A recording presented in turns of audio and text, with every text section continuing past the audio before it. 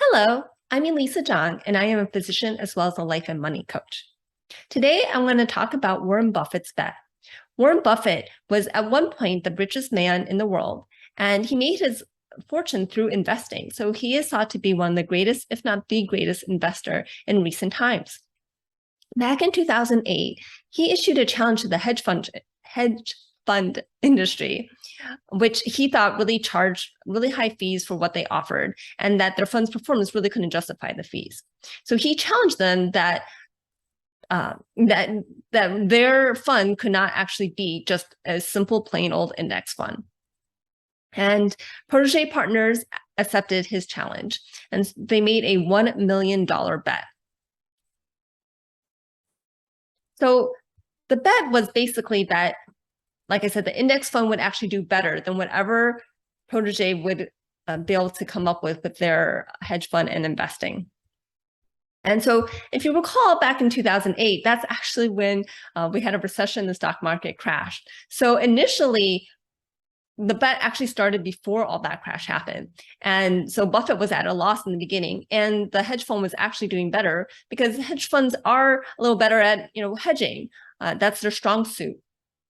And so Buffett actually lost about 30, his fund, the S&P 500 fund lost 37% of its value, and the hedge fund lost around 24% of its value.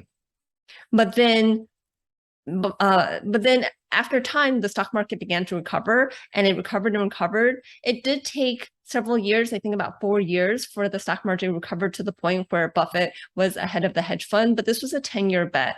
And in the end, it didn't even go the full 10 years because the S&P 500 index did so much better than the Protege hedge fund that the person leading Protege hedge fund actually essentially called it quits and said, Buffett won. So this really just goes to show how much fees matter when it comes to investing. And this is for everyone. It's not just for hedge funds investments, but even just regular mutual funds. So index funds typically have really low fees because basically what they're doing is they're just buying the stocks. Like if you buy an S&P 500 index fund, you're buying stocks of all the companies on the S&P 500 index, and you're just holding them. There's not all the trading costs. There's not, any options or anything else going on. You just buy and hold. And there are times where a company might fall off the S&P 500 and be replaced by another company. So then you would sell those shares and buy new. Or if the money that's being put in the fund grows with more people buying into the fund, then you buy more shares of all the funds. But overall, the cost of the fund is really low. You're not paying a whole bunch of people actually, calling different companies and analyzing different, financial reports and trying to trying to predict the future value of a company. You're really just buying the market or buying the sector of whatever index you are and holding on. And again, all the fees of an actively managed mutual fund or hedge fund just add up to the point where, in this case, it really showed that the S&P 500 did much better than hedge funds. Now, could the hedge fund have won it had it been a different 10 years? That's possible. But overall, most actively managed funds don't ever match out an index fund. And partially it is just because of the fees. And so when I talk about fees, the expense ratio is probably the biggest one. Fidelity even has 0 expense ratio index funds. So literally, they eat the cost of the expenses of managing those funds. Vanguard's index funds are really low fees when we're talking like 0.1%, whereas 1% is a pretty standard expense ratio for an actively managed fund, and you can find actively managed funds that are higher at 1%. And that 1% is, if you have an average 7% growth, now you only have 6% if 1% of everything is going to expenses. So this is why index funds have become so popularized, and it really is a great way so that you can kind of set it, forget it, just keep buying over time.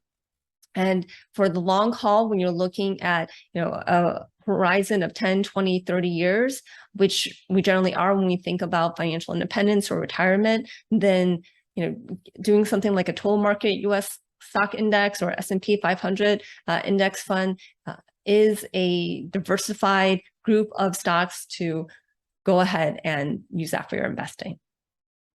So I hope you'd enjoy the story of Warren Buffett and his bet with the hedge fund industry. And I think it just goes to show that, investing doesn't have to be complicated. Investing can be boring. You literally could just put all the money in your 401k into an S&P 500 index fund and not worry about it, not have to do even any rebalancing, just single fund, keep it all there and keep it simple. Finances can be simple. Investing can be simple. If you're having a hard time thinking about how your investing can be simple and making it simple, or you want help simplifying it, you want some more hand-holding on how to actually manage your investments, or let's just say that your 401k or 403b doesn't have a S&P 500 index fund or a total US market index fund, and so now you're at a loss of what to do, that is something I can help you with. I am not a certified financial planner, but as a money coach, I can help educate you on making the right decision for yourself and really work on that mindset so that you are empowered to take control of your money. If that interests you at all, you can find me at my website, growyourwealthymindset.com, and set up a Zoom call with me. I'd love to talk with you. If you're not ready for that yet, just keep watching these YouTube channels. You can also subscribe to my podcast, the Grow Your Wealthy Mindset podcast, or follow me on any of my social media. Thanks for watching.